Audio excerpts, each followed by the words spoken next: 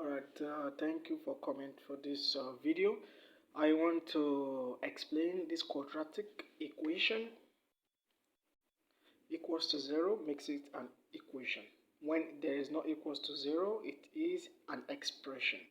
So I want to explain this question using factorization method. Okay, so factorization method says, in a very short method, I like to student to know about. So I'm going to say two numbers you are going to multiply together to give you 8, and when you multiply together it gives you, when you add together it gives you positive 6. Two numbers you are going to multiply together to give you positive 8, and when you add this same number together it gives you positive 6. You will want to consider the factors of 8. What are the factors of 8? Which are 1, 2, 4, and 8. From this number you can get the two numbers that will multiply each other, and when they add it gives you. If you try 1 multiply 8, it gives you 8. But 1 plus 8 is 9, not positive 6. So try the second one. 2 multiply 4, which is 8, and 2 plus 4, which is 6. So we have 2 and 4, positive 2 and positive 4. And when we add together, it gives us positive 6. So if you actually want to get the numbers for the two numbers to add to give you 6, and when you multiply to get you 8, you will need to find the factors of 8.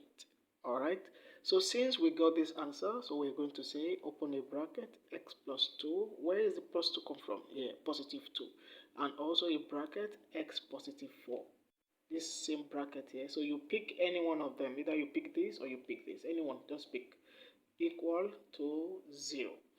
Alright, so after that you are going to say x plus 2 equals to 0, and or you can say or x plus 4 equals to 0. Alright, so you have two values, which will be x equals to negative 2 or x equals to negative 4. So these are the two values of x. These are the two values of x. So this is factorization method. We are going to solve another example now to show what we're trying to do again. Looking at this question, x squared minus 7x plus 6. Get the factors of 6. And what are the factors of 6? We have 1, 2, 3, and 6. Alright, so we are going to look for two numbers. You multiply together to give you 6. All numbers of factors of 6 will actually give you 6. But when you add them together, will it give you 7? So that is what you must consider. And not just ordinary 7. It must give you negative 7. So let's try 1 multiply 6. 1 multiply 6, it gives us 6, right? 1 plus 6, is it 7? No. Yeah, it is 7, but not negative 7. So what you can do is to introduce your negative sign, okay? What you will do is to introduce your negative sign. So you can have negative 1 multiply negative 6. Negative multiplying negative is positive. Okay, 1 multiply 1 is 6. So also here, negative 1 plus negative 6 will give you negative 7. Okay, it gives you negative 7. So you are going to open two bracket, x minus 1, open the another bracket, x minus 6 equal 0. So we have it as x minus 1 equal to 0, or x minus 6 equal 0. So our final answer equals to x positive 1 or x equal positive 6.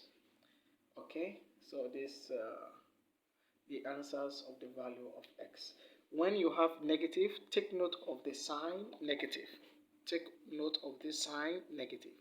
Negative 7 and positive 6. Two numbers you multiply to give you positive, and to give you here will have to be negative when you add together the same two numbers. Alright, thank you so much. Alright, this is another example. X squared minus 4x minus 5. Factors of 5 is just 1 and 5 because 5 is a prime number, right? But in this situation, we are going to have two numbers you are going to multiply together to give you negative 5. And when you add these two numbers together, it gives you negative 4. What is those two numbers? I have to think of it because the factors of 5 is 1 and 5.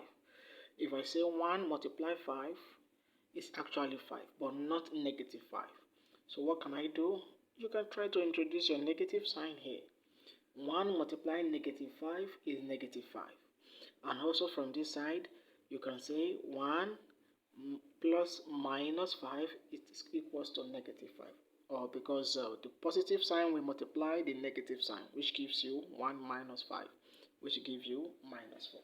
You can always practice this again and again in your note, and you will see that you will get the answers, especially working with the signs. It's very important. So in this situation, we have x plus 1 and x minus 5. Okay, equal 0. Sorry, here has to be 0. And you can now assume say x plus 5 equals to 0, so therefore x equals to negative 1. That is, the positive will change to negative 1. Okay, and also we have x equal to positive 5 because x minus 5 equals to 0. When this positive negative 5 moved the other side, it becomes positive 5. So the final answer is negative 1 or 5. Alright, practice this question at home and send the answers to the comment section. You might win a prize if you get all the answers correctly. Thank you so much.